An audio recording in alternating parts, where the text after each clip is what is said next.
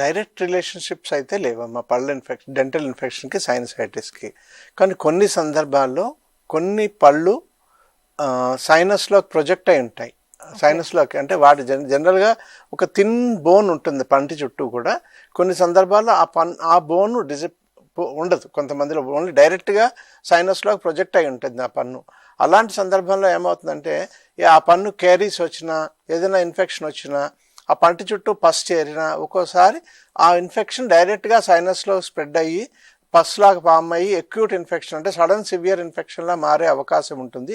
దాన్ని అడొంటోజెనిక్ సైనసైటిస్ అంటే dental infection వల్ల వచ్చే ఎక్యూట్ సైనసైటిస్ ఇన్ఫెక్షన్. ఇది జనరల్గా ఎక్కువ సందర్భాల్లో సడన్గా జరుగుతుంది, చాలా సీరియస్గా సివియర్గా జరుగుతుంది.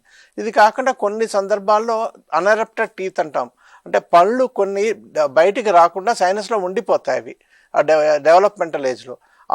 అప్పుడు వాటి ఒడోంటోజెనిక్ సిస్ట్స్ అని, డెంటిజరస్ సిస్ట్స్ అని సైనస్ లోపల చిన్న బుడగల్లా తయారవుతాయి. అవి అలాంటివి ఉంటే వాటికి సర్జికల్ కరెక్షన్ మనం చేయాల్సి ఉంటుంది. ఈ విధంగా తప్పితే డైరెక్ట్గా డెంటల్ ఇన్ఫెక్షన్కి, సైనసైటిస్కి డైరెక్ట్ రిలేషన్షిప్ అయితే ఎక్కువ లేదమ్మా.